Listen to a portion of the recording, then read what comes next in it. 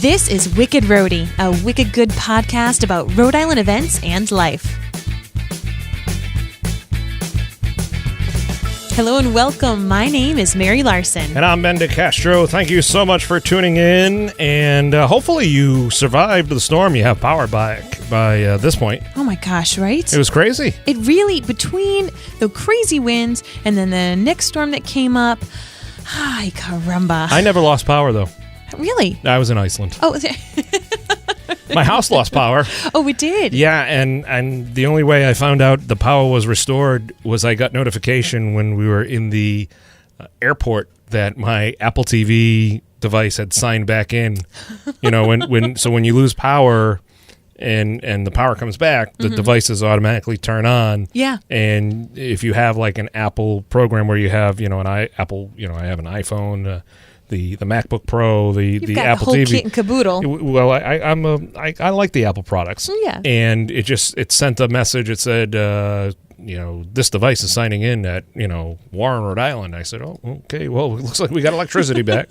That's a good thing. Yeah. But a lot of people were really starting to feel the effects of these storms because it's happening more often. Mm-hmm.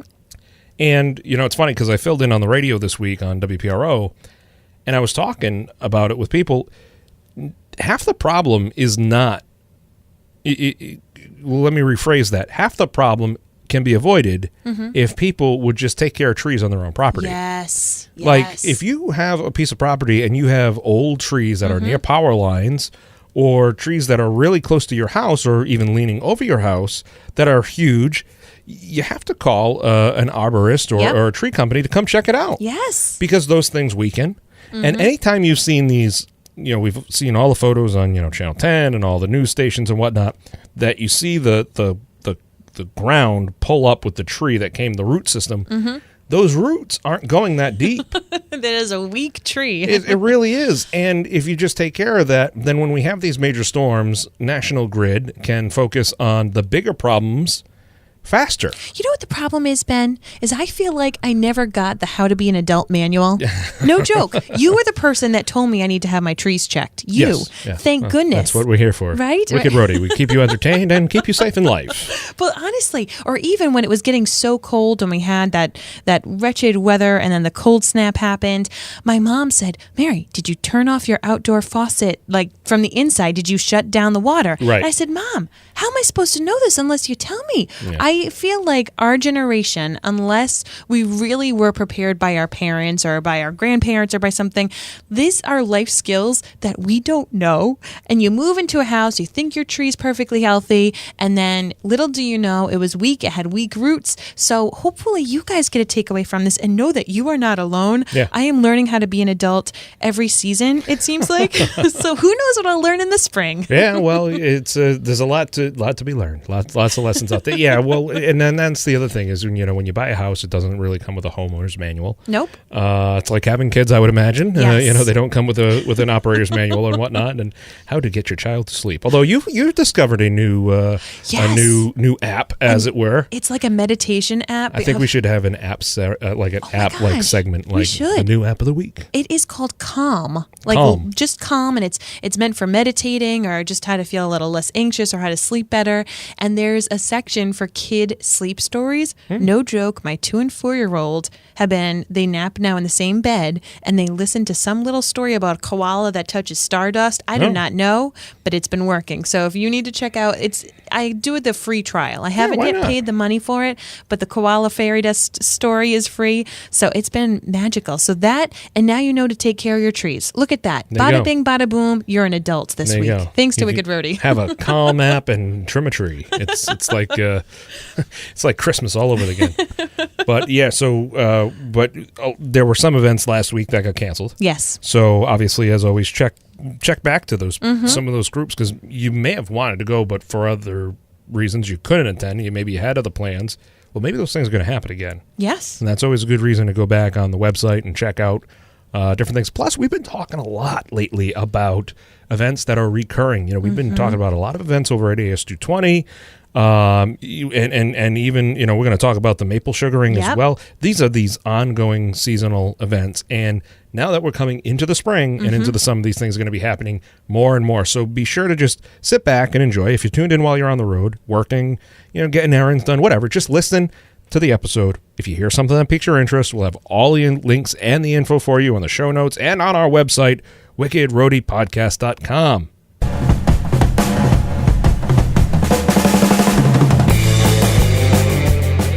We just talked about it. We just touched on it. Yes. These recurring events. Well, it's coming into season now. Maple sugaring at Cogsville Farm. It is so great. So it's in Bristol. It's right on the same kind of property area as Colt State. Is that a state park? Yes. It is a state park, yes. So it's right there. So if you know how to get to Colt State Park, you are in luck. You can get to Cogsville Farm. This is a living history museum. It is so cool. It's just from like the old 18th century times.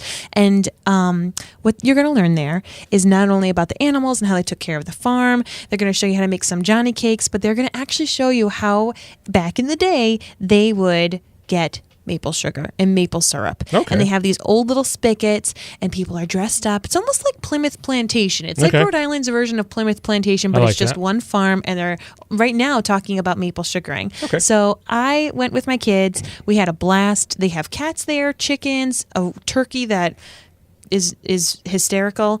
I thought you were it's not very friendly at all. Stay away from the turkey.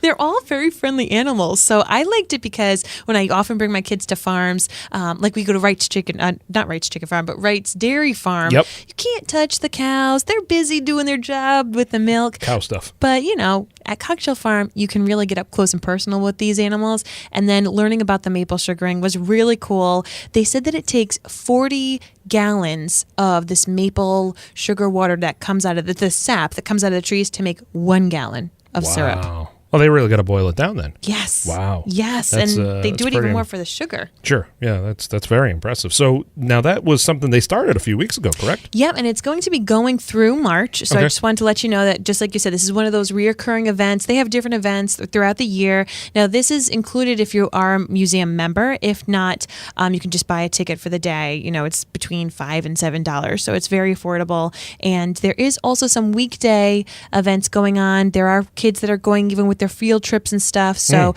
you might just want to call ahead to make sure that everything is good for you to go with your family. But I would definitely check it out, especially if you like maple syrup. Well, there you go. Well, bring your pancakes with you. So, yeah, that's the Wicked Interesting Pick of the Week. And now here's the Wicked Fun in the 401.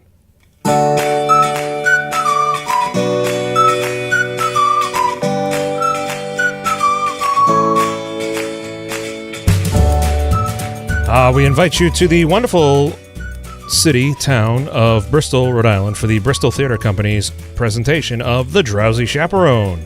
It's taking place tonight, starting, if you're listening to today, the day the podcast comes out, March 8th through the 11th, Thursday through Sunday. And we all love this play. It's, when a diehard theater fan plays his favorite cast album, the characters come to life in this hilarious musical farce. I have never seen this musical. Really? No, I have not. Listen, a lot of people have, and thus it is the winner of 5 Tony Awards, including Best Book, Best Original Score. The Drowsy Chaperone is a loving send-up of the Jazz Age musical, featuring one show-stopping song and dance number after dance number after dance number after dance number. It's going to be an awesome time. Yeah, and the Bristol Theater Company, it's one of these small theaters where we've got a lot of these popping up lately. Obviously, the Arctic Theater down in West Warwick, which they do amazing shows. Yes. Very small, free cookies and coffee. Can't beat that. But here at the Bristol Theater Company, it's another great location for the arts. It's right there in downtown Bristol, and you can get $15 tickets, $18 tickets, limited tickets at the door. It's a great date night, and I'm going to give you a little tip. Okay, if you're coming down to Bristol, there is this tiny little restaurant called Pomodoro. My favorite Italian restaurant. What do you like to get there? Everything. What don't I like to get there? Now, listen, all respect to our good friend Billy Manzo over at Federal Hill Pizza. that's the best Italian restaurant on Main Street in Warren, because there's a lot of great Italian restaurants. Trust me, I've eaten them all. But go to Pomodoro right on Wood Street. It's delicious. It's a great tiny little place. It's BYO, so if you want a beverage, you'll have to bring your own. But this is going to be a great show right nearby, right afterwards. So go check that out. That's happening all this weekend, Thursday through Sunday. The Drowsy Chaperone, the Bristol Theater Company. What do you have? The Zoot Suit Ball. So kind of, we're talking about some of these big band jazz age now moves on into the Zoot Suit, still continuing with that kind of big band sound. So if you like swing dancing, if you would even like to learn how to swing dance, I want you to check out this free event.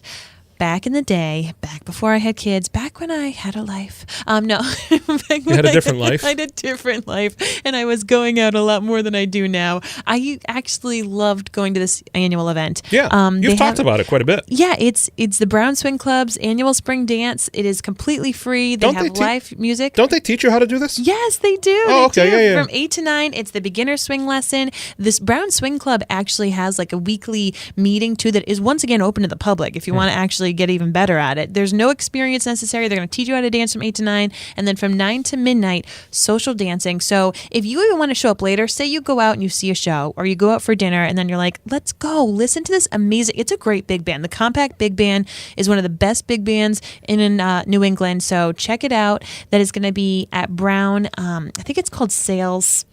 You'll just want to check our website for the exact location. Sales Hall at Brown University. There we go. Yeah. But that, once again, totally free. Free is for me, and so is swing dancing. So the Zoot Suit Ball, Friday night. There you go.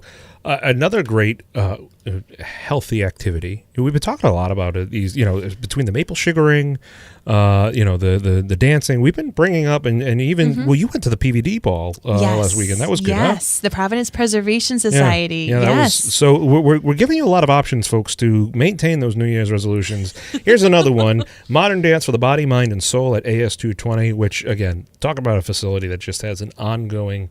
Just a laundry list of ongoing classes of all different types. Mm-hmm. This is a new class, Modern Dance, and it's with Nicola Liberty, and it's a dance class on Monday nights. Okay. So this is not necessarily a kid thing, meaning you leave the kids at home. You want to go do something on a Monday night. It's $13 if you want to drop in, or you can buy a package of classes at $10 a piece. Oh, good. But your class begins lying on the floor and gently exploring the natural movement patterns, drawing upon the somatic principles of the Bartenoff fundamentals. Oh, wow. Yes. Wait, so you start off lying on the floor? Yes. That's how I want to start my Monday night. Beautiful. Just for, but I'm bumping. Not meant that way, listeners, but. Hey-o. I was going to say, if you had such a great weekend, you end up on the floor for Sunday night, just stay there till Monday. But then they do some standing exercises. This is a family-friendly podcast, ladies and gentlemen. Standing exercises in the center emphasize the articulation of joints and strength. So it's really learning about and discovering, the fluid movement and how to dance in this modern level. And it also it's adaptable, so you don't have to have any experience, or you can have a ton of experience and just want to try something new. That's great, because I am a terrible dancer, but I do yoga, and this sounds somewhat yoga-esque, like learning how to breathe while you're moving and turning. It's important. It's important to breathe while you move. There you go. So I've heard. Hey, take us to a totally family-friendly event, huh? Oh my gosh, a family-friendly event. Well, This is like an older kid, family-friendly, I'd say. The Ukrainian egg class. It's going to be taking place at St. Mary's Episcopal Church. That is in East Providence. This is Sunday from 2 to 5 p.m. Now, all supplies are provided. You just have to, one class is going to complete your egg. This is another thing where they have multiple sessions gearing up for Easter.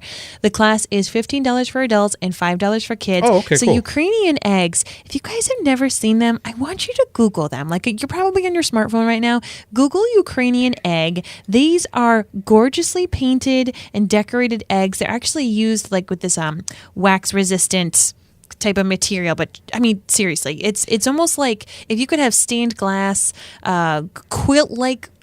Would you say that's a quilt? Well, I would say it is nothing compared to what you would buy at Stop and Shop for Easter egg decorating, where you fill a little tablet in the little thing of vinegar and dip the egg in, and you can write on it with a wax crayon and create all sorts of shapes. This is not that. Yes, and it's written with These are like works of art. Yeah, it's written with beeswax. They're perfect, exactly what to say it. Works of art. So if you have a little artistic side, if you have a niece, nephew who might be a little on the older who also likes to be a little artistic, this is great. This is also a great day date. This is a great thing to do with a parent. You know, like I was even thinking I might tell my mom, let's go to this event. Ooh, so good. Yeah, good idea. Right, and it's totally affordable, and you will leave with a work of art, the Ukrainian egg. So. Go get you some of those.